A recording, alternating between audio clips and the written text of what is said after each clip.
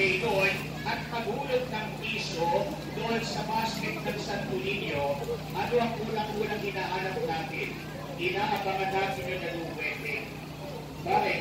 Kakaya sa 20. Naghulog ka ng piso sa Santo Niño, kakaya ka ng 20 sa 20. At pagkakaya sa 20, dahil inaalagaan kang numero, saan ka na mapupunta? Doon sa Lotto Center. Hindi ng Lotto, baka sakali siya hindi. Kaya minsan dyan inaasa yung ating kapalaran, no? Inaasa yung ating kinabukasan doon sa Game of Chance, no? Ngayon, no, mga kapatid, sa ibang bansa, meron pong kinalang ganyan.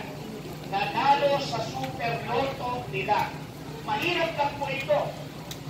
Pero, matapos siyang manalo, matapos ay, kaya yung iba magtatanong, bakit kaya yung iba mas maraming biyayang tinatanggap? Bakit kaya yung iba mas malaki yung tinatanggap kaysa sa akin? Kasi mga kapatid, ang sagot ay yung sinasabi sa ating mabuting balita. Binibigay sa akin ang ating kakarampatan na biyaya ayon sa ating kakayanan na tumanggap. Kasi mga kapatid, minsan, baka masyadong malaki yung biyayang ating tinatanggap. Pero hindi naman tayo gano'n kagaling mamahala sa biyayang ating. Ito ay sa kaya ng ating Diyos.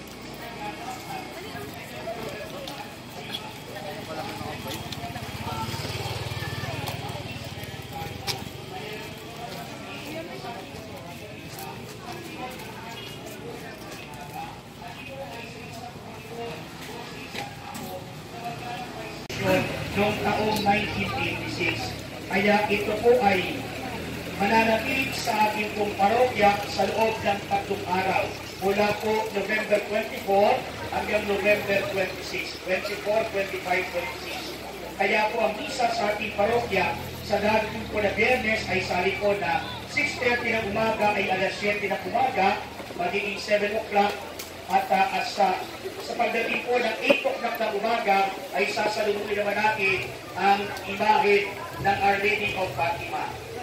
Ito rin po ay ikot sa ilang pilit na mga SPPC chapels at pilgrimage sites sa ating pong parokya.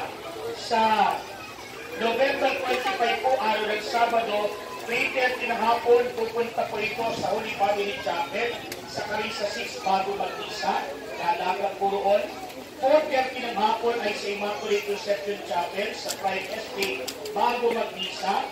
7 ng gabi ay sa Our Lady of Mount Carmel Chapel sa Northwest Lane and Central Lane pagkatapos ng misa. At alas 8 ng gabi ay sa Del Monte, ang National Pilgrim Image of Our Lady of Fatima. Ito po ang original na image ng Birhen ng Fatima na binasbasa ng Limaong Santo Papa na ngayon ay isang santo na rin, si Papa Paulo Ika-6 na unang-unang Santo Papa na bumisita rin sa ating pong bansa noong pong 1970. Ito rin po ang imahen na makikita natin sa mga video footages at sa history books.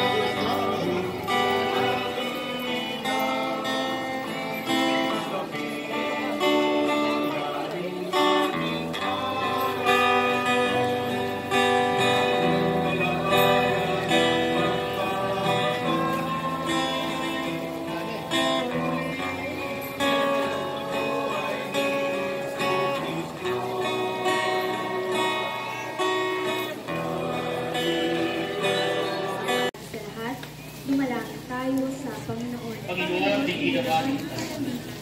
Para sa mga pamilya, anak laman, karunungan at talino, upang gamitin nila ito para sa ikabubuti ng daigdig at pagkakamit ng kapayapaan, lumalangin tayo sa Panginoon Panginoon, hindi namin pagkakamita. para sa ating bumubuo na pamayanan ng Kristiyano, upang manatili tayong tapat sa Panginoon, nagtiwala sa atin ang buhay sa bayanan, lumalangin tayo sa Panginoon. Panginoon, hindi namin pagkakamita. Para sa mga yumaong mapupulit sa harapan ng Diyos, upang sundan sila ng kanilang mabubuting gawa sa langit, lumalangin tayo sa Panginoon. Panginoon, hindi namin pagkakamita. Ama namin mapagtiwala mula sa iyo ang lahat ng biyaya, tulungan mo kami maging matapat at mahunga sa pananagutan naming tinanggap sa pamamagitan ni Kristong aming Panginoon, magpasawalang hanggan.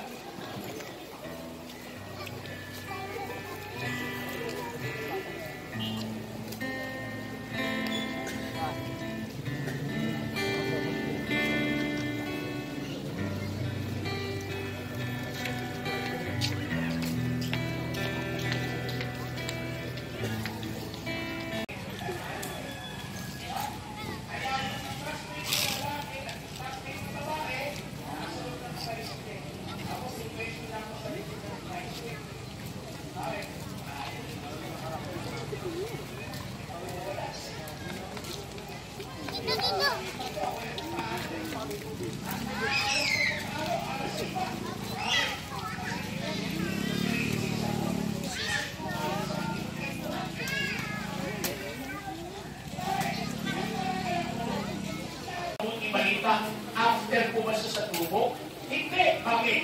Sipin ko rin nyo, yung binigyan ng 5,000 piso, nung nagtubo ito ng 5,000 piso, kinuha ba ng Panginoon o ng amo yung puho ng 5,000? Hindi.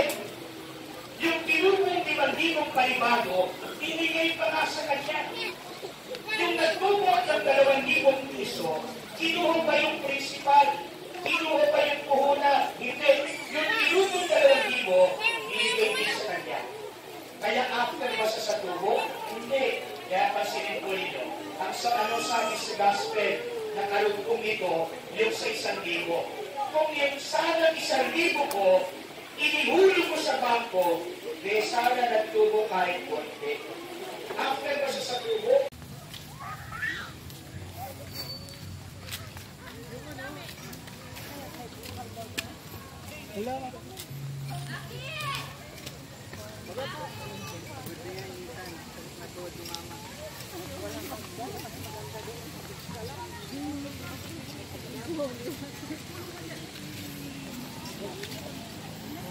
This is an ordinary bamboo. Makitulang.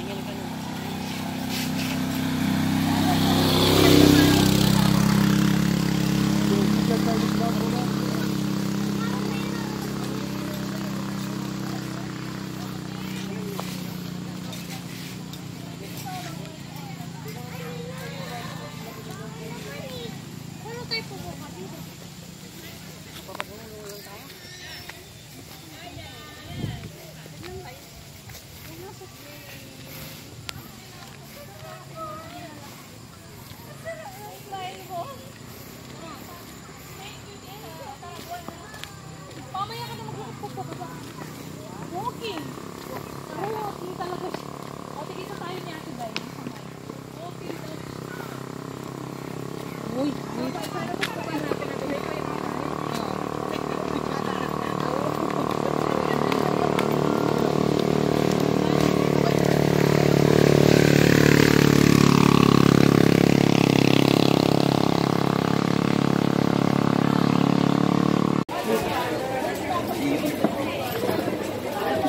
November 33 po, Lima, 9 p.m. Alas 9 po ng umaga. Paalala din po kung sino po gusto mag-ulit para po sa ating ligaya ng Pasko. Infant or infant. Ibig sabihin infant, dilata po. Or infant. Para po ng marami.